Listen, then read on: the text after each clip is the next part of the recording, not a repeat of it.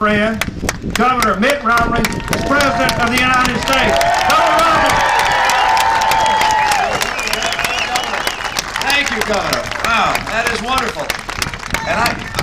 And it's just really an honor to be here with your governor, have Governor Bryant's endorsement. You know him pretty darn well. When he went out to get $12 million that had been misused, misspent, you got that back for the taxpayers of Mississippi.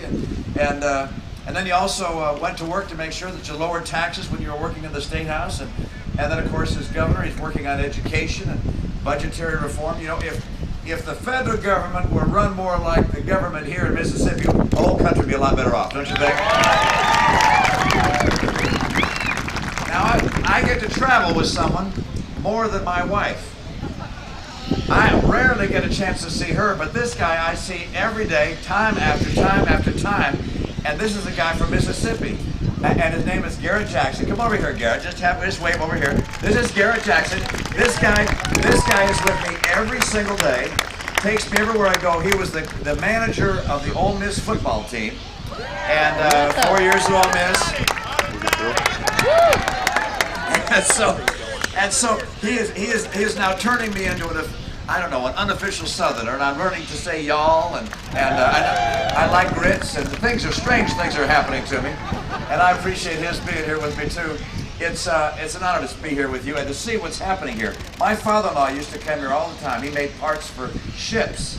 He was from Michigan. I don't know why we made him all the way up there, but he came down here and put parts, steering gears and stabilizers and so forth that go onto ships, and he was down here selling his wares and kept his family comfortable and happy by his entrepreneurship. He came here, by the way, as a boy from Wales. He came to the United States, I think, about age 15. His dad was a coal miner. They came here to find opportunity, and all the kids came together in his family. There were 4 of them. They pooled their incomes as kids, so one of them could afford to go to college, and it was my father-in-law. They sent him to college, General Motors Institute of Technology, and with that education, he started his own little business and made parts for ships, and that brought him down here to Pascagoula and to this beautiful place. I've had the chance this last year to be running for President of the United States. This is not something I'd expected to do in my life. I have to be honest with you. I spent 25 years in business. What the heck am I doing now? But it's what a privilege it is. What an honor it's been. I've seen some great things. I've seen entrepreneurs of all kinds who've built businesses and employ other people. I've also seen people hurting right now. A lot of folks having hard times. With a fellow that has a special needs child, he wondered whether he'd be able to afford health care over the years for that special needs child. Met another guy working in a factory, and he was holding his little girl named Elsie. He was worried about whether she'd get the kind of education she needed and whether at the end of her education there'd be a job waiting for her. I was with a soldier back from Afghanistan, and the company he used to work for had gone out of business. And he found it hard to get a new job. And he wondered how it could be that in America, after being out fighting, serving our country, it's so hard to come back and find work. A lot of people hurting right now. And I look back and wonder how that could be, because when President Obama was candidate Obama, he made a lot of promises. He said that if we let him run this country, well, he'd heal the world. Remember all these wonderful things. He was the one we were waiting for, and he was going to cut the budget deficit in half. He's doubled it. When he became president, he asked us to let him borrow $787 billion. He said if he got the money, he'd keep unemployment below 8%. Has not been below 8% since. This guy had a lot of things to say, but hasn't delivered a lot. He said middle-income families, they're going to get help with a tax cut. You seen that yet?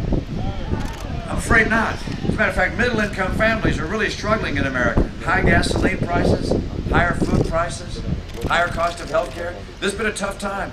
And of course, he blames all this on Republicans in Congress. But we won't forget. We won't forget that he had a Democrat House and Democrat Senate supermajority for his first 2 years. He could have done anything he wanted to. So, he's out of ideas. He's out of excuses. And in 2012, we're going to make sure he's out of office.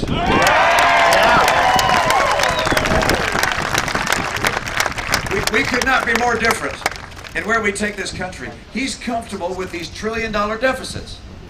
And I look at those trillion-dollar deficits, and I know what they're going to do to these kids you're holding. That little girl right there, and this young man with the brown shirt there in front of the flag, and the draped colors here. I know what it's going to do to these kids. These deficits, these trillion-dollar deficits are going to just swamp them. Put burdens on them. They're going to wonder if they're going to ask if we're the worst generation. Having spent all this money on ourselves and now not having left them a nation which was debt-free. This president's comfortable with these trillion-dollar deficits. I'm not. I'm going to cut federal spending. I'm going to cap it. And I'm going to finally get America a balanced budget for our kids and for their future. I want to make sure we have good jobs. The president's plan for jobs, I keep waiting to hear something about a fundamental improvement of the job situation in this country. He just hasn't been able to do that yet. His latest idea was to raise taxes, to take the top marginal tax rate from 35% to 40%. I think what he forgets is this. Small business is taxed at the individual tax rate. Do you know what percentage of America's private sector workers work in businesses taxed at the individual tax rate, that 35% rate? 54% of all the workers in this country in the private sector work in those kinds of businesses. You raise those taxes, you kill jobs. What he's doing hurts jobs. What I'll do is cut the marginal tax rate 20% across the board for all Americans to get us working again. I want to make sure that that soldier coming home from Afghanistan can get a job. I want to make sure that guy wondering whether his daughter who has special needs he can afford health care. I want to know that he actually can get a good job and afford health care. I want the mom and dad, by the way, who are once working night, the others working the day shift. I want them to be able to find jobs that give them coincidental schedules so they can be home with their kids. This, for me, this is not just about numbers and tax policy. This is about getting Americans good jobs with rising incomes. I'll mention one more difference. Well, I have more than one more. I'll mention another one. And that's energy. Look, since this president's been president, the cost of gasoline has doubled. Not exactly what he might have hoped for. And he says, well, it's not my fault. By the way, we've gone from, yes, we can, to it's not my fault. Notice the new campaign slogan, it's not my fault. Well, in fact, this is, in part, his fault. Because this is a guy who has slowed down, as I'm sure you know, the licensing and permitting of offshore rigs, of onshore drilling. The number of licenses provided on federal lands has been cut in half under this president. The permits granted to drilling operations have been cut to 1/3 of what it used to be. He even said no to the, I guess the only no-brainer I can think of for a while, which is the Keystone Pipeline bringing oil in from Canada. This guy's got to go. We got to get energy independent in this country. If I'm president, we're going to take advantage of our resources. We're going to start drilling again offshore. We're going to make sure that we issue licenses and permits to those that want to drill and get energy out of our own land and out of the outer continental shelf. We're going to make sure that we get oil out of Anwar, and we're sure as heck going to make sure we get that oil out of Canada. Let's get that Keystone Pipeline as well. I'm going to mention another place of difference, and that's military. The president has proposed cutting our military by about $500 billion over a decade, and has plans to take another $500 billion, reduce our purchases of ships, our purchases of aircraft, reduce our number of active duty personnel. I happen to think that a strong America is the best ally peace has ever known, and I'm going to fight for a strong America. So I'm going to increase shipbuilding. We're going to go from 9 a year to 15 a year in the Navy. We're going to buy more aircraft. We're also going to add 100,000 active duty personnel, and we're going to give our veterans the care they deserve. So this is a choice for America. This campaign, this election, is about whether we're going to become more and more liberal and look more and more like Europe, with a government that tells us how to live our lives, or instead whether we're going to remain a free and prosperous nation that returns to the principles that made America, America. And that's where I'm going to lead us. And I'm doing that. I'm doing that because I want these kids to have a bright future. And I want our legacy to be one of a nation that's free and prosperous. I'm doing it because I want people who are looking for good jobs to find them. I want people to have good incomes, rising incomes again. That's why I'm in this race.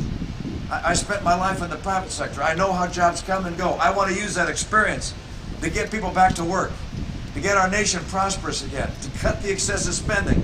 For me, it's all about more jobs and less debt and smaller government. That's what you're doing right here. That's what I'm going to do in Washington when I'm president. I love this country. I love America. This is the greatest nation in the history of the earth. And my vision is this. It is not to transform America into something we are not nor have ever been. It is instead to restore to America the principles the founders described in the Declaration of Independence. They said that the Creator had endowed us with our rights. Not the state, not the king, the Creator. And right they were. And among those rights were life, liberty, and the pursuit of happiness. In this nation, we are free to pursue happiness as we choose. We can set our course in life. Other nations have a government that tells them what they can and cannot do, what they can and cannot read, what they can watch on TV, where they can go in the world. We give people their freedom. And for that reason, people have come here over the centuries seeking freedom, seeking opportunity. We are an opportunity nation. I do not want Barack Obama's liberal vision imposed on the American people. I want to restore the principles of freedom that made us the hope of the earth. You guys are great to be here. We got some work to do. I need your vote. I need your vote. Get out and vote. Thank you so much.